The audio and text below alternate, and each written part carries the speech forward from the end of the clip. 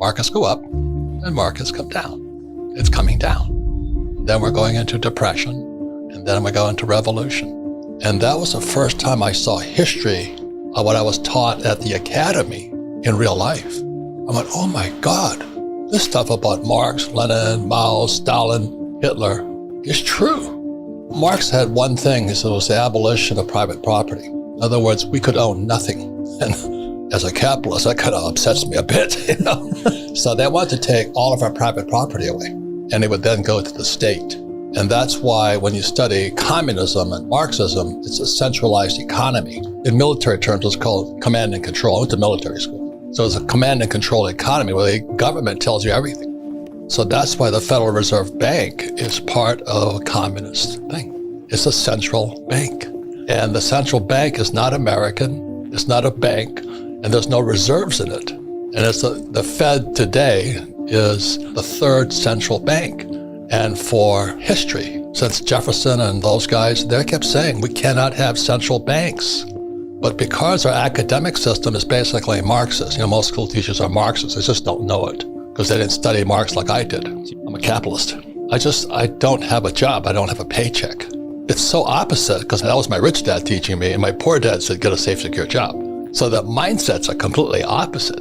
I hate to say that. If you study Marx, Lenin, Stalin, Hitler, and Mao, the central bank is Marx. And Lenin said, if you want to destroy the economy, you want to destroy capitalism, debauch the currency. So in 1971, just before I went to Vietnam, Nixon took the dollar off the gold standard. But they don't teach you that. You see, our system is communist. And I hate to say that because I'm a Marine. I went to Vietnam twice. I fought for this country, went to military school. Like I said, my family were locked in internment camps. All you communists out there, check this stuff out. I am a billionaire in debt. You know why? Because I get tax breaks for borrowing money. And the reason I am so rich is because I'm in debt. And my friend Dave Ramsey says, live debt free. I'm going, well, you're an idiot. I mean, he's my friend, but I say, Dave, I like debt. He says, I know, but most people can't handle debt. I said, I agree. But that's why there's no financial education in schools, because if you knew how to handle debt, you wouldn't save that crappy dollar you have in your hand. I'd rather borrow the money tax-free. I have to invest it to make more money. Everybody thinks it's real estate stocks. When I talk to most idiots out there, they go, oh, I have a 401k. I go, well, you've been sold a bill of goods, sweetheart. The government sponsors this 401k. I said, no, the Federal Reserve and Wall Street sponsors it. If you study history, in 1974, there was an act called the ERISA Act, Employee Retirement Income Security Act. That led to a thing called the 401k. And that was in 1974, just after Nixon took the dollar off the gold standard, and then the economy could boom through the stock market. So do I own any stocks? No, because I'm not a communist. I'm a capitalist. I don't have to buy stocks. I invent my own. That's what capitalists do. The more money I borrow, the less tax I pay. So what happens? So let's say I own a commercial building. I buy it for $1 million, it goes up to $10 million. Most guys would sell it. The moment you sell, let's say, a basis of 1 million to a basis of 10, I have a $9 million capital gains. So instead of selling it, flipping it like those flippers do, I don't flip, I don't sell. See, the moment you sell, as you know as an attorney, you've now executed a capital event, a taxable event. So what I do, let's say I buy a property for $1 million, it goes to $10 million. I'll borrow out 5 tax-free. It's going to crash. We're on a depression right now. A recession is 2 quarters of declining growth, but a depression is suboptimal growth. So you could have, let's say your GDP should be 4%, but you're operating at 2%. That's a depression.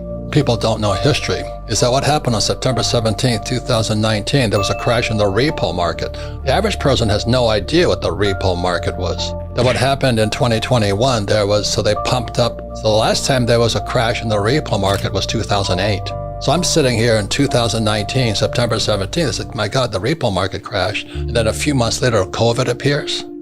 I went, oh my God, here it is. Repo market is, I call it the pawn shop. It's where people go in there and what happened at the repo market is the Fed starts pumping money into the commercial banks like Bank of America and those guys, Wells Fargo. So they started pumping money into the banks because the banks were empty. That's what happened when Lehman Brothers went down. They didn't have enough cash in them. But it's not even goes into the economy. It stays within the banking system. So what happens in a reverse repo, so 2008 was a repo, 2019 was a repo, then what happened in 2021 was a reverse repo. The money started coming out of banks and going back to the Fed. Now the average guy, what does that mean? It means that the commercial banks don't trust their assets. Their assets are questionable. There's a valuation. Valuation is an opinion. This house is worth $10 million, but that's an opinion. So they started wondering what was the true valuation of their so-called assets. So the money started coming out of commercial banks like Bank of America and Wells Fargo, flowed back into the Fed because they'd rather have it at the Fed than in the marketplace. My friends are billionaires. That's what we talk about. The average person has no idea what we're talking about. We have to watch the flows of cash. I'll bet you $1 million. You ask 100 people what the repo market is, you'd be lucky if 50 know what it means. That's not a mistake. It's not an indictment against them. It's an indictment against the school system. It's criminal. I mean, the only reason they gave the CEOs all that money is so they could repurchase their stock. So let's say I'm IBM or Ford. You give me $1 million, right? So I borrow $5 million from the Ford's treasury. I buy $6 million of my stock. It jacks the stock price up. So mommy and daddy with their 401k, the Ford Motor Company went up in price. It's all floating on debt. Let me just say this much. Markets go up and markets come down. It's coming down. And then we're going into depression, and then we go into revolution. Depression is when more jobs are lost and they're going to have to print more money. Just as they did to prevent when Fauci, fascist Fauci shut down the U.S. economy, the whole world economy is shut down. How can they pay people not to work? America is now the largest debtor nation in history.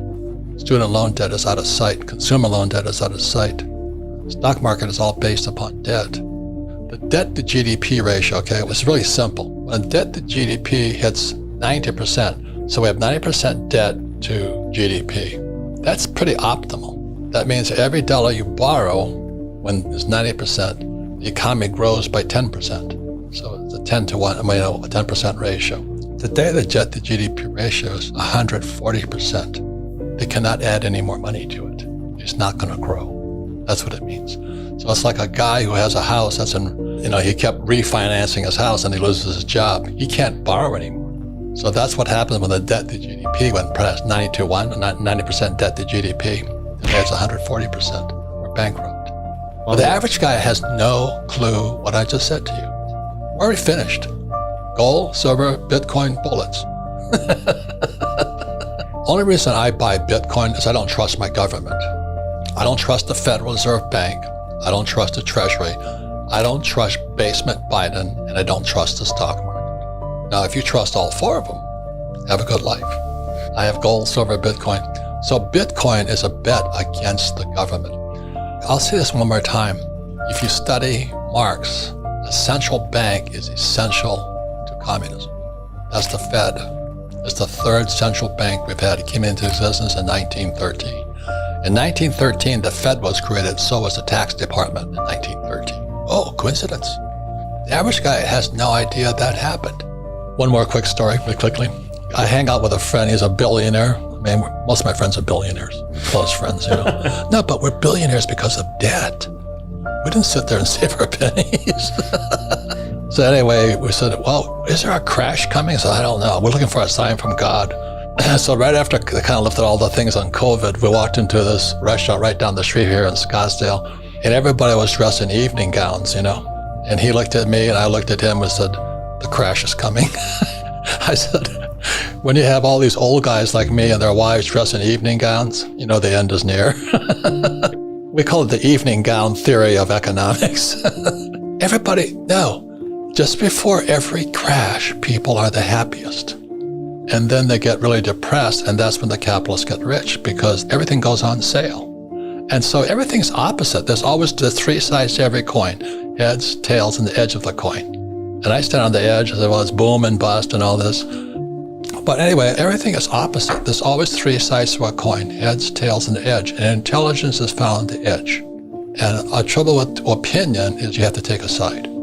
So Americans would not support us in Vietnam. Our own media betrayed the troops on the ground. You think the media still lies to people? Of course. They're run by China. I mean, how can we have two national anthems today? That was Marx. He was a racist. If you just study history. But our school system, they only report one side. So when I come taxiing back in 1973, coming back 1 year in Vietnam, and I get spit on, hit by eggs, my own baby boomers, friends. I come home, I get spit on at school in Hawaii and all this. The media turned against us, the soldiers, the Marines, the sailors, the women, the men. It was horrible. And they don't understand that socialists killed the most people in history. We just went to defend it.